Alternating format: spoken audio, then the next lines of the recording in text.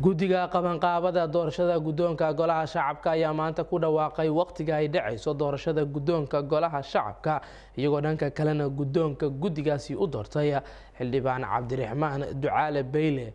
faahfaahinta warkaasi waxaa inoo haysa wariyaheena Nasro Bashiir Cali.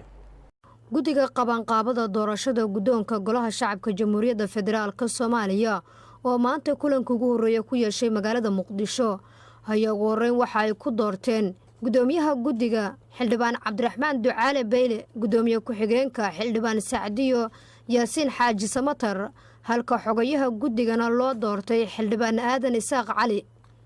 xubnaha guddiga ayaa intaa kadib waxay si weyn uga doodeen waqtiga ugu habboon in la qabto doorashada guddoonka golaha shacabka, waxayna isku raaceen in doorashada gudoomiyaha golaha shacabka Soomaaliyeed la qabto 11 bishan Janaayo, halka ku-xigeenada golaha shacabkana la qabto 12 bishan. diiwaangelinta musharaxiinta guddoonka golaha shacabka waxay bilaabanaysaa haddii alla idmo maalinta berito ah. xildhibaan cabdiraxmaan ducaale beyle, gudoomiyaha guddiga qabanqaabada doorashada gudoomiyaha golaha shacabka, ayaa warbaahinta qaranka u akhriyay go'aanka guddigu ay maanta isla qaateen. bismillaahi raxmaani raxiim. waxaa halkan aan ka soo jeedinayaa aniga oo ku hadlaya codka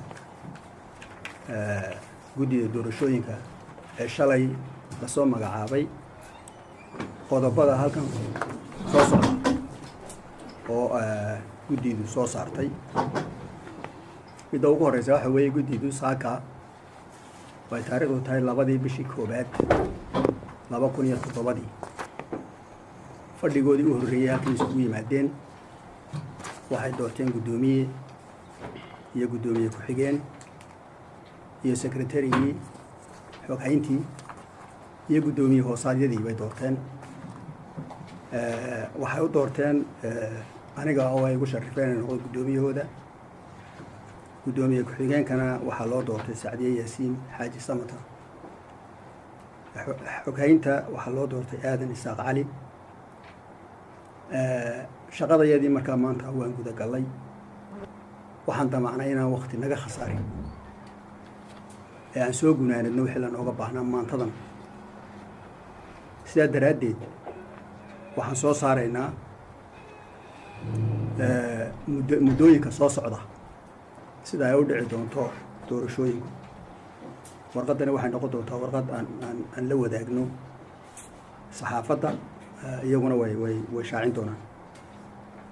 waqtiga diiwaangelinta musharaxiinta waxay ka bilaabaysaa beri 8 aroornimo oo bisha 3 bishii 2 waxaana ku dhammaanaysaa khamiista bisha 5 tahay bishii 2 bishii 1 ayay ku dhammaanaysaa 5 galabnimo ama 11 qofba sida uu yaqaan. maalinta bisha 7deeda maalinta 6deedu waa jimco weeye, markaa dee jimcihii weeyaan waa jimcaysanaynaa. maalinta bisha 7deeda sabtida ay tahay waxay noqonaysaa maalin aan anagu halkan isku nimaadno oo waraaqihii iyo applicationskii lasoo gudbiyey aan isla eegno bay noqonaysaa bisha 7deedu. bisha 8deeda iyo 9keedu waxay noqonayaan maalmo loogu talagalay in ay xildhibaanada soo gudbistay inay noqdaan guddoomiyeyaasha iyo guddoomiye ku-xigeenku ay hadlaan oo ay la hadlaan baarlamaanka ayay noqonaysaa. labada maalmood waxaan filaynaa inay ku filan doonto. doorashada guddoomiyaha waxaa la qaban doonaa bisha 11keeda haddii ilaahay aqbalo. bisha 12keedana gunaanadkay noqon doontaa doorashooyinka. waxaa la qaban doonaa guddoomiyaha koobaad, guddoomiye ku-xigeenka koobaad iyo ka labaad ayaa la dooran doonaa haddii alla idhaa bisha 12keeda.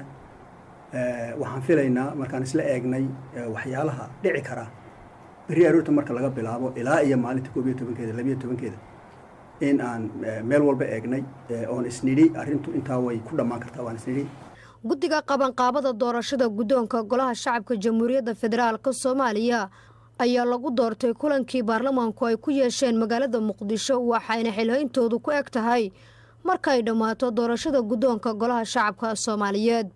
Nasro Bashiir Cali, warbaahinta qaranka magaalada Muqdisho.